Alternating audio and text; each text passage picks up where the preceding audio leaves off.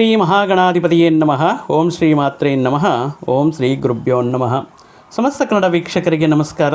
ನೀವು ಮೊದಲನೇ ಬಾರಿ ನಮ್ಮ ಚಾನಲ್ ನೋಡ್ತಾ ಇದ್ದರೆ ದಯವಿಟ್ಟು ಸಬ್ಸ್ಕ್ರೈಬ್ ಮಾಡಿ ಅಂತ ಹೇಳ್ತಾ, ಈ ದಿನ ನಾವು ದ್ವಾದಶ ರಾಶಿಗಳಿಗೆ ಈ ಕುಜಗ್ರಹದ ಬದಲಾವಣೆ ಅಂದರೆ ಜೂನ್ 20ರಿಂದ ಆಗಸ್ಟು 2ನೇ ತಾರೀಕುವರೆಗೂ ಕೂಡ 42 ದಿನದ ಕಾಲ ಈ ಕುಜಗ್ರಹ ಸಂಚಾರ ತನ್ನ ಸ್ವಕ್ಷೇತ್ರವಾಗಿರುವಂತಹ ಮೇಷರಾಶಿಯಿಂದ ವೃಷಭಕ್ಕೆ ಆಗಮನ ಆಗ್ತಾ ಇದೆ. ವೃಷಭಕ್ಕೆ ಆಗಮನ ಆಗ್ತಾ ಇರುವಂತಹ ಈ ಕುಜಗ್ರಹವು ಮುಖ್ಯವಾಗಿ ನಾವು ಕುಜ ಅಂದ್ರೇ ನಾವು ಈ ಭೂಮಿಗೆ ಸಂಬಂಧಪಟ್ಟಿರುವಂತಹ ವ್ಯವಹಾರಗಳು. ಕುಜ ಅಂದ್ರೇ ಭೂಮಿಪುತ್ರ, ಭೂಮಿಕಾರಕ ಅಂತಲೂ ಹೇಳ್ತಾ ಇರ್ತೇವೆ. ಈ ವ್ಯವಸಾಯಕ್ಕೆ ಸಂಬಂಧಪಟ್ಟಿರುವಂಥ ವ್ಯವಹಾರಗಳಾಗಿರಬಹುದು, ರಿಯಲ್ ಎಸ್ಟೇಟ್ ಕನ್ಸ್ಟ್ರಕ್ಷನ್ ಫೀಲ್ಡ್ಗೆ ಸಂಬಂಧಪಟ್ಟಿರುವಂಥ ವ್ಯವಹಾರಗಳಾಗಿರಬಹುದು, ಮತ್ತು ಲ್ಯಾಂಡ್ ಡಿಸ್ಪ್ಯೂಟ್ಸ್ ಆಗಿರ್ಬೋದು, ಕೋರ್ಟ್ ಕೇಸ್ ವ್ಯವಹಾರಗಳಾಗಿರಬಹುದು, ರಾಜಕೀಯ ಕ್ಷೇತ್ರದಲ್ಲಿ ಬರ್ತಾ ಇರುವಂತಹ ಅನೇಕ ಸಾಕಷ್ಟು ಬದಲಾವಣೆಗಳಾಗಿರಬಹುದು, ಹಣಕಾಸಿನ ಸಮಸ್ಯೆಗಳಾಗಿರಬಹುದು. ಈ ವಿಷಯಗಳನ್ನು ನಾವು ಕುಜನ ಅನುಗ್ರಹದಿಂದ, ಕುಜನ ಪ್ರಭಾವದಿಂದ ನಾವು ಈ ವಿಷಯಗಳನ್ನು ನೋಡ್ಬೋದಾಗಿರುತ್ತೆ.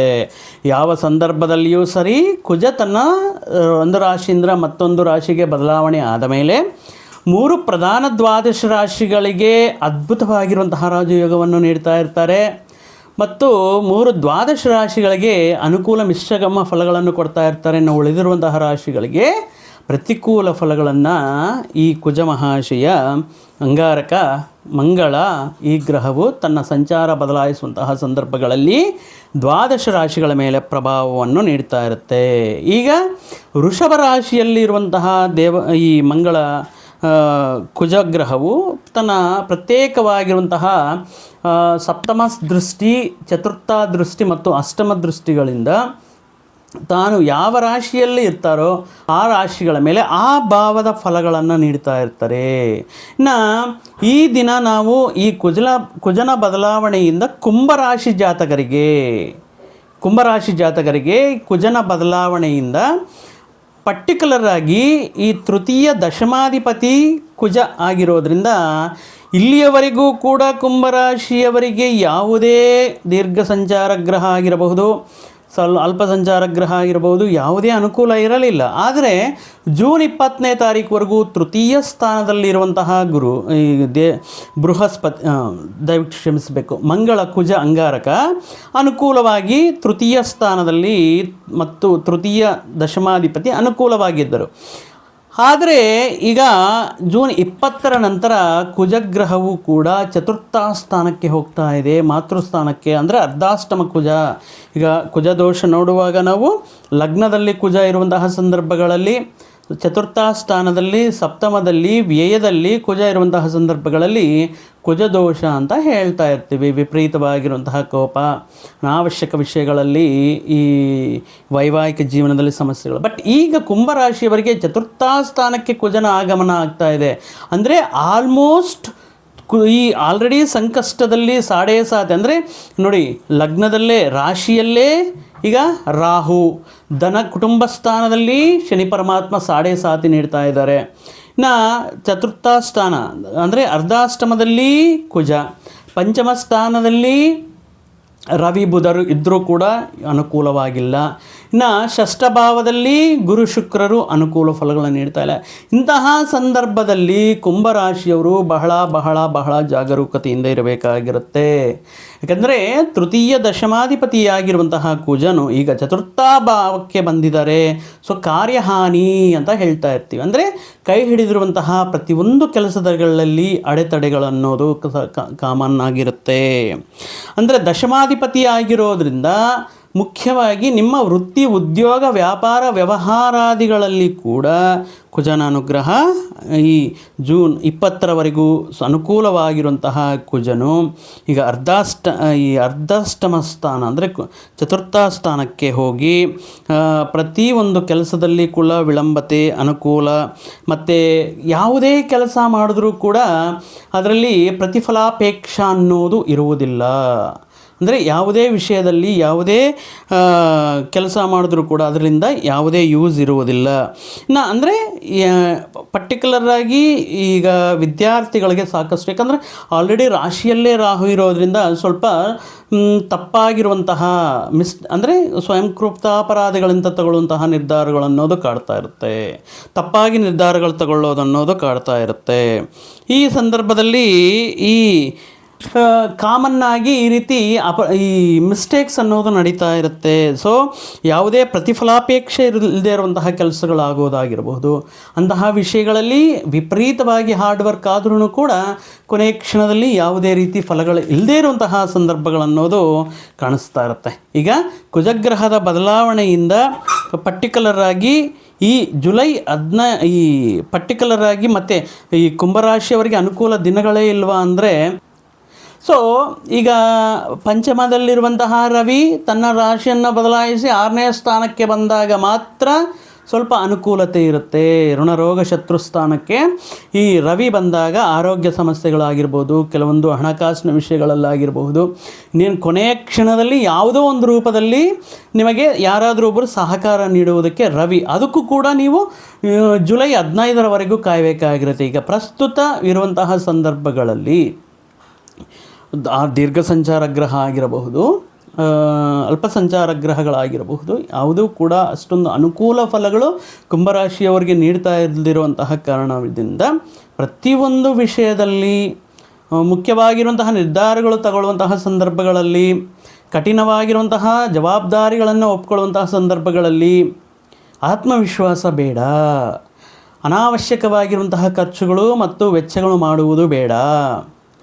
ಪ್ರಮುಖವಾಗಿರುವಂತಹ ನಿರ್ಧಾರಗಳು, ಹೊಸ ಪ್ರಯತ್ನಗಳು ಮಾಡುವುದಕ್ಕೂ ಮುಂಚೆ ನಿಮ್ಮ ವೈಯಕ್ತಿಕ ಜಾತಕವನ್ನು, ಯಾಕಂದರೆ ಇದು ಗೋಚಾರದಿಂದ ಗ್ರಹಸ್ಥಿತಿ ಅನುಕೂಲ ಇಲ್ಲ, ಆದ್ರೂ ಕೂಡ ಇಲ್ಲಿ ನಿಮಗೆ ವೈಯಕ್ತಿಕ ಜಾತಕದ ಪ್ರಕಾರ ಗ್ರಹಗಳ ಸ್ಥಾನ ವಿಷಯಗಳಲ್ಲಿ ಈಗ ನಿಮ್ಮ ದಶೆ ಅಂತರ್ದಶೆಯಲ್ಲಾಗಿರಬಹುದು, ಮಹಾದಶೆಯಲ್ಲಾಗಿರಬಹುದು, ಸೂಕ್ಷ್ಮ ದಶೆಯಲ್ಲಾಗಿರಬಹುದು, ಯಾವ ಗ್ರಹ ಅನುಕೂಲ ನೀಡ್ತಾ ಇದೆ ಅನ್ನೋದು ನಿಮ್ಮ ವೈಯಕ್ತಿಕ ಜಾತಕದ ವಿಶ್ಲೇಷಣೆ ಮುಖಾಂತರ ತಿಳ್ಕೋಬೇಕಾಗಿರುತ್ತೆ. ರವಿ ಜುಲೈ 15ರ ಮೇಲೆ ಸ್ವಲ್ಪ ರವಿ ಅನುಕೂಲವಾಗ್ತಾರೆ, ಬಟ್ ಈಗ ಇಲ್ಲಿವರೆಗೂ ಕೂಡ ಕುಜ ಅನುಕೂಲವಾಗಿದ್ದ, ಬಟ್ ಇಲ್ಲಿ ಸ್ವಲ್ಪ ಕುಜನೂ ಕೂಡ ಅನುಕೂಲ ಸ್ಥಿತಿಯಲ್ಲಿ, ಅಂದರೆ ಈ ತೃತೀಯ ದಶಮಾಧಿಪತಿ ಆಗಿರೋದ್ರಿಂದ ವೃತ್ತಿ ಉದ್ಯೋಗ ವಿಷಯಗಳಲ್ಲಿ ವಿಪರೀತವಾಗಿರುವಂತಹ ಒತ್ತಡ ಇರುತ್ತೆ.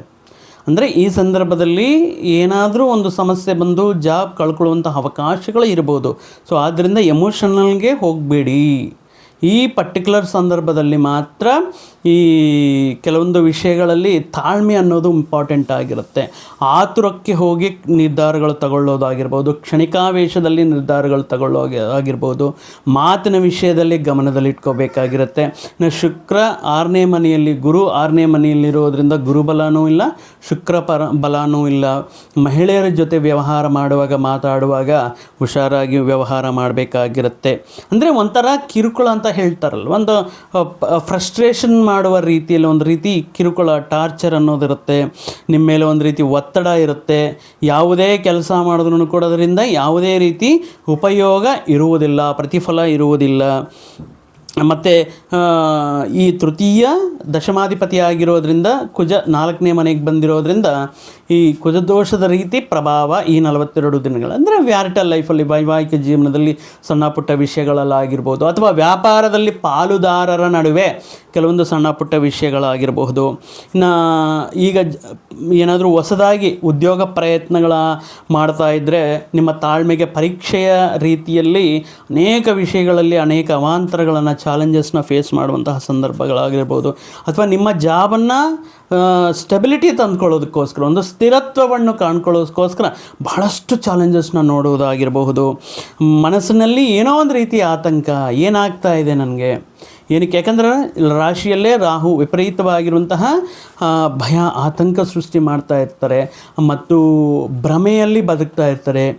ಕೆಲವೊಂದು ಸಂದರ್ಭಗಳಲ್ಲಿ ತಪ್ಪಾಗಿ ನಿರ್ಧಾರಗಳು ತಗೊಳ್ಳುವಂತಹ ಸಾಧ್ಯತೆ ಇರುತ್ತೆ. ಹೀಗಿರೋದ್ರಿಂದ ಏನೋ ಒಂದು ರೀತಿಯ ಆತಂಕ, ಏನೋ ಒಂದು ರೀತಿಯ ಅತಂತ್ರ ಮತ್ತು ಟೆನ್ಷನ್ ಅನ್ನೋದು ಜಾಸ್ತಿ ಆಗ್ತಾ ಇರ್ತಾರೆ. ಪ್ರಯಾಣಗಳು ಮಾಡಬೇಕಂದ್ರೂ ಏನಾದರೂ ಆಗುತ್ತೆ ಅನ್ನುವಂತಹ ಒಂದು ಭಯ ಅನ್ನೋದು ತುಂಬಿಕೊಂಡಿರುತ್ತೆ.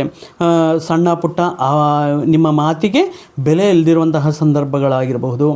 ನಿಮ್ಮ ನೇಮ್ ಫೇಮ್ಗೆ ಈ ಸಂದರ್ಭದಲ್ಲಿ ನನ್ನ ಮಾತೇ ಗೆಲ್ಲಬೇಕು, ನನ್ನ ಮಾತೇ ಕೇಳಬೇಕು ಅನ್ನುವಂತಹ ಒಂದು ಹಠವನ್ನು ಬಿಡಬೇಕಾಗಿರುತ್ತೆ.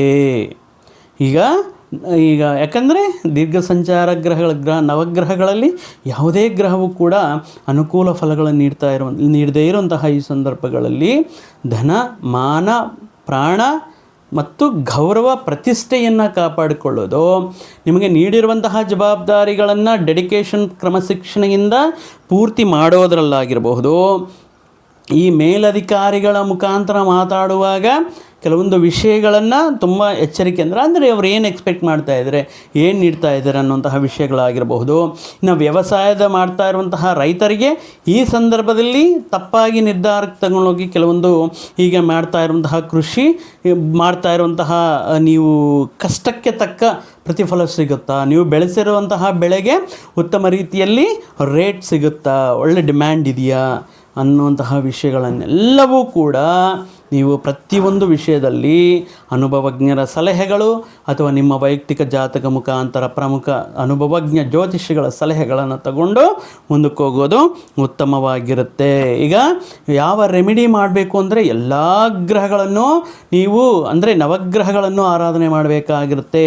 ನವಧಾನ್ಯಗಳನ್ನು ಬೆರೆಸಿರುವಂತಹ ಈ ನವಧಾನ್ಯಗಳನ್ನು ನೀವು ಗೋಮಾತೆಗೆ ಆಹಾರವಾಗಿ ನೀಡುವುದರಿಂದ, ಮುಖ್ಯವಾಗಿ ಒಂದು 3 ವಿಧವಾಗಿರುವಂತಹ ಎಣ್ಣೆಯಿಂದ ಅಥವಾ ಪಂಚ ತೈಲ ಅಥವಾ ತ್ರಿವಿಧ ತೈಲದಿಂದ ಶನಿ ಮಹಾತ್ಮನಿಗೆ ಅಥವಾ ನವಗ್ರಹಗಳ ಸನ್ನಿಧಿಯಲ್ಲಿ ನೀವು ದೀಪಾರಾಧನೆ ಮಾಡುವುದರಿಂದ ನಿಮಗೆ ಮತ್ತಷ್ಟು ಅನುಕೂಲವಾಗಿರುವಂತಹ ಸಂದರ್ಭಗಳಲ್ಲಿ ಮನೆಯಲ್ಲಿ ಅಥವಾ ನೀವು ಮಾಡ್ತಾ ಇರುವಂತಹ ಕಾರ್ಯಾಲಯಗಳಲ್ಲಿ ನವಗ್ರಹ ಶಾಂತಿಯನ್ನು ಅಥವಾ ರುದ್ರಾಭಿಷೇಕವನ್ನು, ಶಿವನಿಗೆ ಅಭಿಷೇಕವನ್ನು ಮಾಡಿಸುವುದರಿಂದ ಪ್ರತಿ ಸೋಮವಾರನೂ ನಿಮಗೆ ಈಗ ಅಷ್ಟೊಂದು ಅನುಕೂಲವಾಗಿರುವಂತಹ ಗ್ರಹ ಸಂಚಾರ ಇಲ್ಲದೇ ಇರುವಂಥ ಕಾರಣದಿಂದ ಪ್ರತಿ ಸೋಮವಾರದಂದು ಮಹಾಶಿವನ ಪರಮಶಿವನ ದರ್ಶನ ಮಾಡಿಕೊಳ್ಳಿ, ಹಲಾಭಿಷೇಕ ಮಾಡಿ, ರುದ್ರಾಭಿಷೇಕ ಮಾಡಿ, ಪ್ರತಿದಿನವೂ ಕೂಡ ನವಗ್ರಹ ಧ್ಯಾನವನ್ನು ಮಾಡಿ.